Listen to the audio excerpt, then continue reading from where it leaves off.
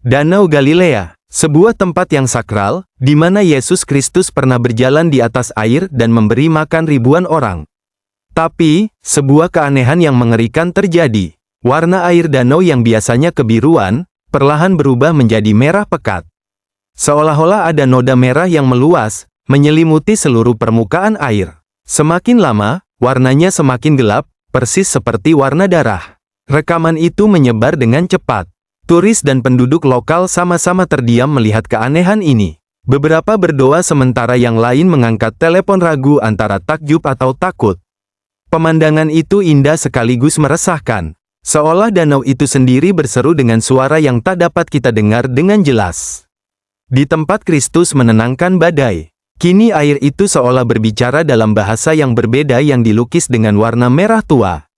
Apakah ini sebuah tanda, atau sebuah peringatan yang ditulis bukan di atas loh batu, melainkan di atas air hidup Galilea? Dan jika itu sebuah tanda, untuk siapakah itu dimaksudkan?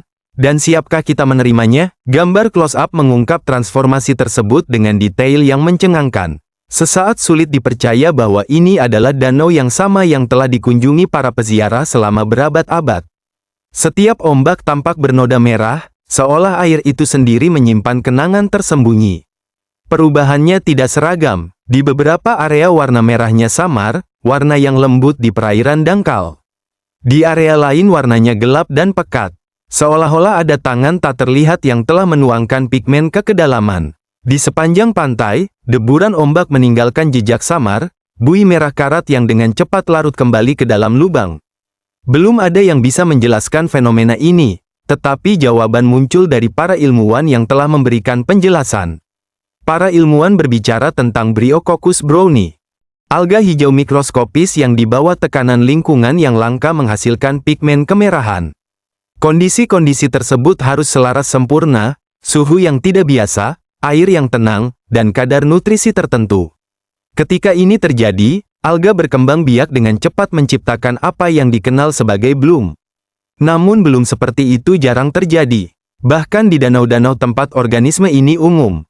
Di Danau Galilea mereka hampir tidak pernah terdengar. Catatan sejarah modern tidak memberikan preseden untuk wabah skala ini. Di sini ini adalah danau air tawar yang terus-menerus disegarkan oleh anak-anak sungai. Namun entah bagaimana permukaannya telah berubah menjadi cermin merah tua. Akan menjadi satu hal, jika ini adalah kolam yang tidak jelas yang tersembunyi di padang gurun yang tak tersentuh. Tetapi Danau Galilea adalah saksi bisu dari berbagai peristiwa ajaib. Disinilah Yesus memanggil murid-muridnya. Nubuat-nubuat lain tampaknya semakin dekat dan bersama-sama mereka mungkin membentuk pola yang telah diberitahukan kitab suci kepada kita selama 2000 tahun yang lalu. Ini merujuk kepada tanda-tanda akhir zaman lainnya. Ketika Anda mengangkat mata dari gelombang merah tua Galilea, Anda mulai memperhatikan sesuatu yang meresahkan. Ini bukan kejadian yang terisolasi. Di seluruh dunia, tatanan alam tampaknya bergeser, membengkok, dan dalam beberapa kasus pecah dengan cara yang mencerminkan nubuat-nubuat kuno. Perubahan alam yang tidak biasa. Perhatikan Sungai Efrat dulunya merupakan arteri pemberi kehidupan yang perkasa melalui Timur Tengah. Tetapi sekarang mengalir dangkal retak menjadi saluran air berlumpur yang menyusut. Di beberapa bagian dasar sungai terekspos retak di bawah terik matahari yang tak henti-hentinya.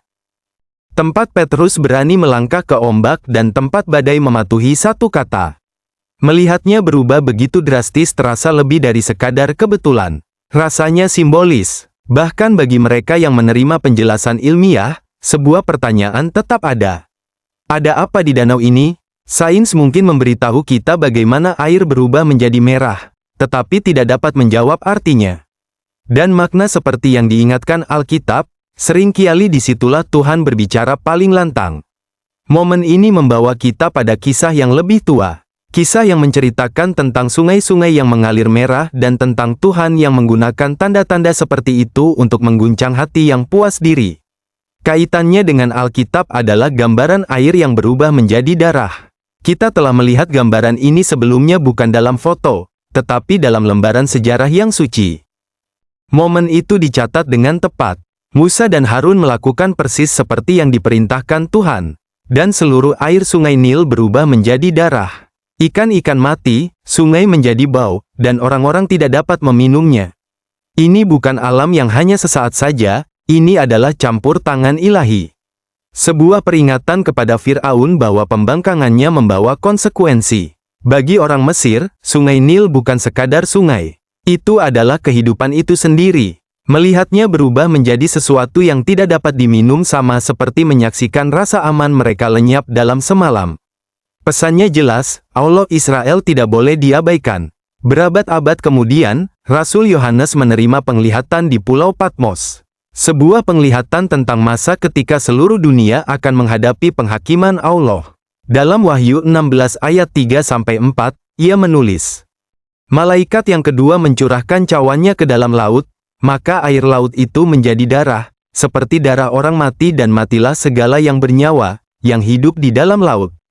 Dan malaikat yang ketiga mencurahkan cawannya ke dalam sungai-sungai dan mata air dan semuanya menjadi darah."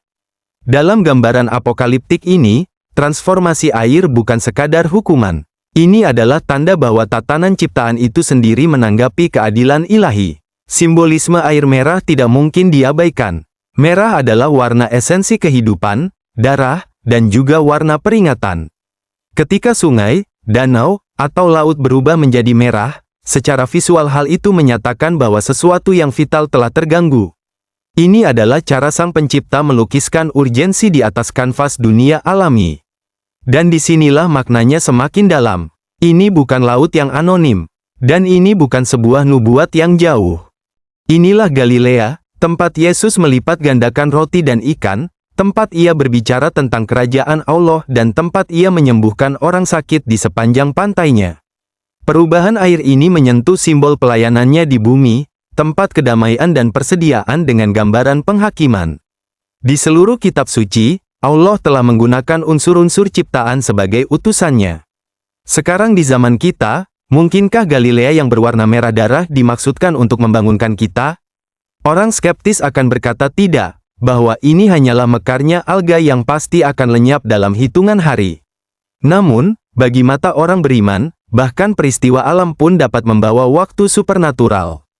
Karena ini bukan satu-satunya tanda yang muncul di dunia kita saat ini. Perairan lain sedang berubah. Nubuat-nubuat lain tampaknya semakin dekat dan bersama-sama mereka mungkin membentuk pola yang telah diberitahukan kitab suci kepada kita selama 2000 tahun yang lalu. Ini merujuk kepada tanda-tanda akhir zaman lainnya. Ketika Anda mengangkat mata dari gelombang merah tua Galilea, Anda mulai memperhatikan sesuatu yang meresahkan. Ini bukan kejadian yang terisolasi. Di seluruh dunia, tatanan alam tampaknya bergeser, membengkok, dan dalam beberapa kasus pecah dengan cara yang mencerminkan nubuat-nubuat kuno. Perubahan alam yang tidak biasa. Perhatikan sungai Efrat dulunya merupakan arteri pemberi kehidupan yang perkasa melalui Timur Tengah. Tetapi sekarang mengalir dangkal retak menjadi saluran air berlumpur yang menyusut. Di beberapa bagian dasar sungai terekspos retak di bawah terik matahari yang tak henti-hentinya. Satu pertanyaan yang muncul, bagaimana mungkin sungai sebesar itu lenyap?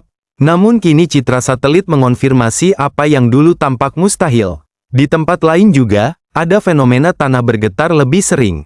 Survei Geologi Amerika Serikat mencatat gempa bumi dengan frekuensi dan intensitas yang semakin meningkat. Mulai dari pegunungan vulkanik terpencil hingga kota-kota padat penduduk. Bagi mereka yang mengamati dengan saksama, ini bukanlah guncangan acak pada kerak bumi. Gempa bumi adalah pengingat bahwa ciptaan itu sendiri sedang mengerang.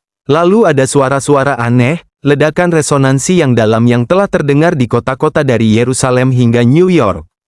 Para ilmuwan memperdebatkan penyebabnya, pergeseran tekanan atmosfer, kebisingan industri, atau resonansi seismik alami. Pada akhirnya, air Galilea yang merah mengeringnya sungai Efrat, bumi yang bergetar. Langit yang bergeser, kesiapan untuk bait suci ketiga, kemerosotan moral. Dan cengkeraman kendali yang semakin erat secara individual masing-masing mungkin diabaikan. Namun, bersama-sama semuanya menggemakan pola yang telah ditetapkan kitab suci di hadapan kita. Sebuah pola yang menuntun pada satu kebenaran yang menyadarkan.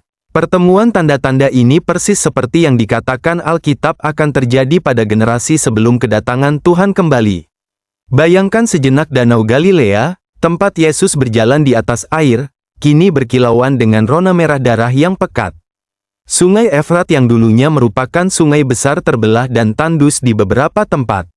Aliran purbanya menyusut menjadi kolam-kolam yang tersebar. Ini adalah untaian benang nubuat yang sama dijalin menjadi satu permadani tunggal yang tak terbantahkan.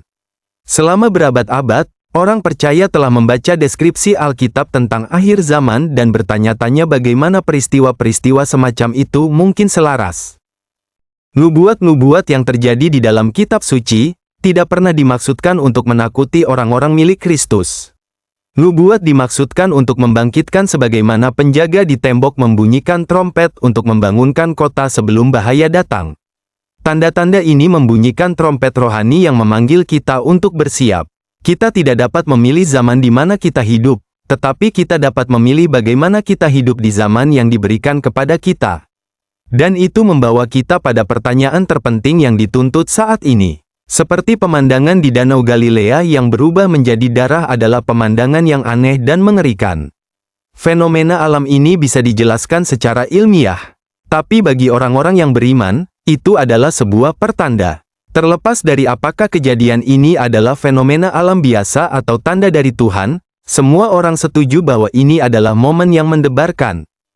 Kita tidak tahu apakah ini tanda akhir zaman, tapi kita bisa melihatnya sebagai sebuah pengingat.